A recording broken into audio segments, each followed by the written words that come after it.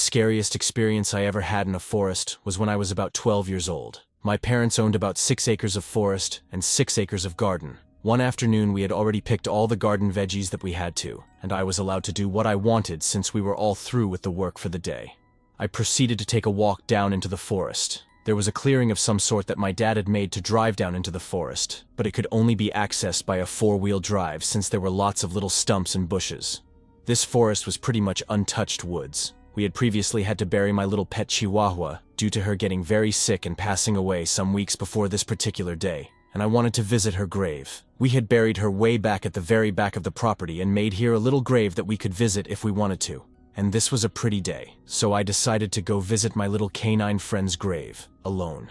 I went all by myself. I stayed a few minutes and said few words and left. As I was starting my way back through the 6 acres of woods, not having any fear at all, I started feeling like I was being watched. A very strong sense that I was being observed by someone or something. I stopped and looked around, but I didn't see anything that looked out of the ordinary. Actually, everything was eerily quiet. Something in my extrasensory part of my brain told me to run and run as fast as I could, or I may never make it out of those woods. I started to run, but I tried to just run normally and not make it look like I was panicking. But inside I was panicking. I kept turning and looking over my shoulder and didn't stop. I felt like I was being pursued, but at that point, I just booked it out of there. Thankfully, I made it to the clearing and safety of where my parents were. I knew I was safe then at that point. I started to think that maybe it had all been in my head and I overacted. I mean, I had been in those woods countless times exploring without any fear ever. Later on that evening, we heard on the news that a dangerous escaped convict was on the loose. Can you guess where? He was in the woods where I was. That was where authorities had pinpointed him, and at the time, I was in the very section of woods where he was. I am glad that I listened to my inner voice to run and not stop. Who knows if he would have hurt me or not, but I am very glad to know that God planted that in my brain. I believe that He talks to us. It may not be an audible voice that we can hear, but He does put thoughts in our minds. In 2016, my boyfriend, now my husband, and I went camping in eastern Pennsylvania. The place we decided to stop for the night was primitive. Camping was free, no cell service, barely a road, etc. We did encounter 2 other people. They might not factor into what happened later at all, but they were creepy, so I'll describe them. The first was a woman who had her truck off to the side of the road a little as we drove past. She had the hood open and seemed to be waiting for someone to stop and offer to help. Usually my boyfriend had no problem helping someone, but he said his time something about her put him off. She didn't really seem like she needed help, and usually people who need help look at you hopefully as you approach. She looked like she just expected we would stop. That's what my boyfriend said anyway. I hadn't really noticed anything that strange about her. The next person came when we had chosen a spot and were setting up a fire for hot dogs. I had noticed people drive by a few times, but my boyfriend pointed out each time was the same car, and the man in the car watched us each time he passed. My boyfriend was a little uneasy about this, but we had driven around for a while before finding a place we liked. It had been raining, and everything was muddy, and we wanted the driest site possible. He could have been doing the same thing. We briefly thought about moving, but the road was muddy too. If he wanted to find us all, he had to do was follow the tracks. There were some other tracks, but not many. He'd only have to backtrack a little to locate us again. He didn't come by another time, so we stayed and spent the several remaining hours before dark goofing off. No one else drove by. Whether or not those 2 had anything else to do with our experience, the real fear came later. We had gone to sleep in our tent, and sometime around 3 a.m. we were awoken by this very loud noise. I can't describe it very well, or even remember exactly what it sounded like, but my boyfriend said it reminded him of a chain gun revving up. It was also similar to how it would sound if someone recorded a shovel being dragged over gravel and played it over. A loudspeaker is another way he described it. He jumped up and looked out the little window, but couldn't really see anything. The sound repeated itself another few times. I was too scared to speak, so my boyfriend whispered that it was probably miles off and I should go back to sleep. I didn't question this, as I figured loud sounds could be easily heard, miles off. After we left, he told me it sounded like it had actually been coming from just down the road, but he didn't want to freak me out. Looking back, I probably should have wondered why he would bother to whisper if apparently the sound was far off. I was still terrified. Every little thing I heard outside sounded like someone was walking around the tent. We laid there for a while longer when finally my boyfriend told me to get dressed because we were leaving. I got alarmed by this, and even more alarmed when he unwrapped the machete we had bought just for this trip from its plastic before opening the tent. We quickly packed up and loaded the car.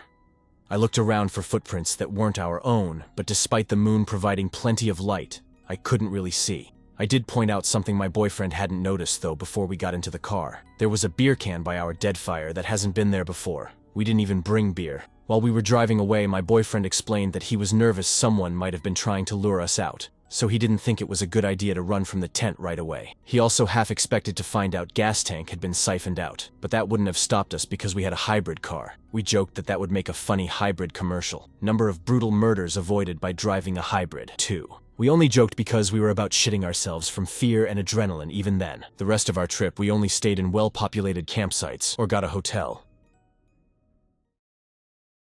I was driving from Tucson to Denver in the middle of the night. Got tired, was pulling off and crawling a sleeping bag in the desert far away from the 2-lane blacktop I was on. Highway 6666. It's since been renamed because everybody was stealing the signs. Anyway, pull off the road, onto a dirt road and then a little further. Kind of hid the truck behind some vegetation and tossed down a sleeping bar and pad in the middle of pitch black, huge star New Mexico night. No one around, no light, nothing at all. Visibility for miles. I'm completely f***ing alone in pitch black nothing, and getting wound down and my eyes are getting droopy. Then I hear it. It sounds goofy to say, but it's the same Indian music you'd hear in old black and white westerns. Native music, voices, and a drum. I literally think I'm dreaming, and when it starts, I'm petrified because that noise just appearing out of nothing simply put ice in my veins. Relax a little and unfreeze, and try to be logical about what I'm hearing, which has no physical manifestation of its origin. So, thinking logically. Now instead of pure panic, I could be on the reservation at this point. Perhaps it's coming from behind a previously unseen hill. I get up, look around. I don't see anything at all. It kind of comes and goes in volume. Doesn't seem to be coming from a direction. I have no clue. I looked for evidence and didn't find any. Crawled back in the bag because I'd been driving for hours, and they sang all night. Logic tells me it had to be a group of people I didn't see, but I looked, and there were no ancillary noises like talking or stopping or anything. Just that Indian drum and the hiyaya hiya. What was originally terrifying became calming, and I ended up sleeping fantastically. Later learned that was a terrible stretch of road for very bad things to happen. It sort of lived up to its 666 moniker for wrecks and bad shit occurring apparently. I know my woods well. It's a large wood, with some parts deciduous and some parts pine. There are not usually many people in the woods, and if there are, it's at times like weekends in nice weather, and they tend to stay on the main paths. I walk there a lot with my dogs, and if I spot too many people, I can easily turn off and reroute to a deserted, hidden path. I know the main paths, and a good number of small side paths, like the back of my hand. Though there is occasionally one I've not spotted before, and will explore. I know my bearings pretty well, as the woods is generally on a slope.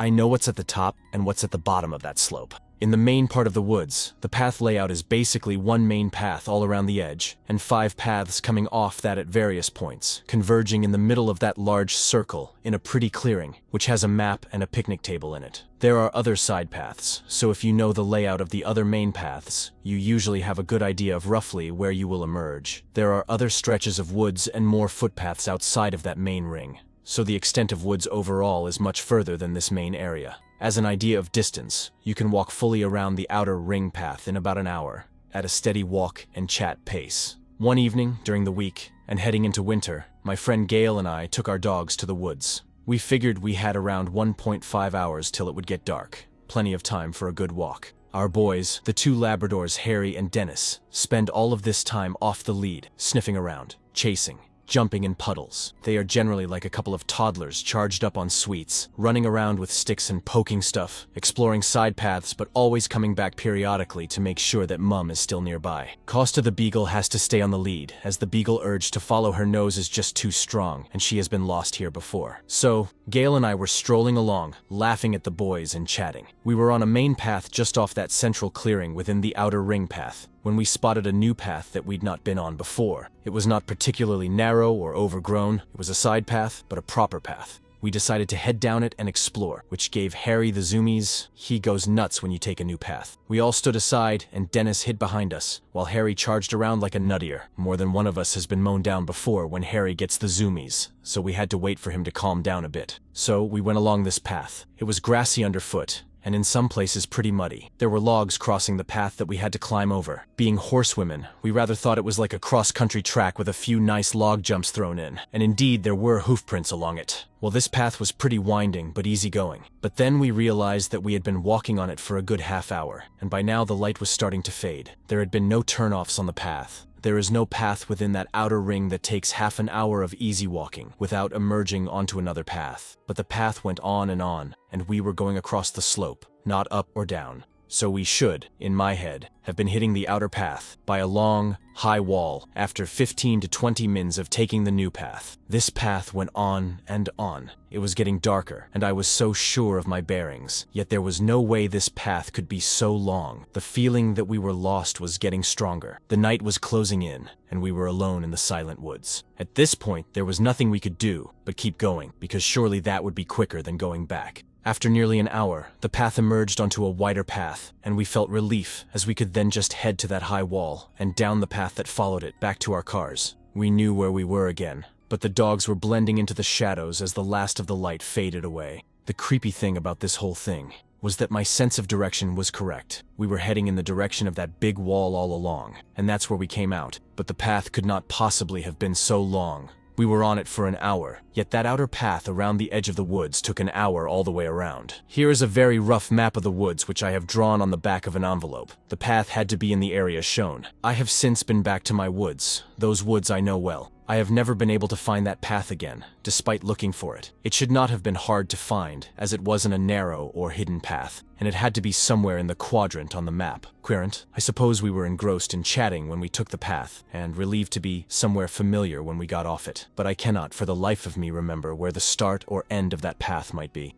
The path seems to not exist anymore, and it was so long as to be impossibly long, knowing the area of the place that it had to fit within.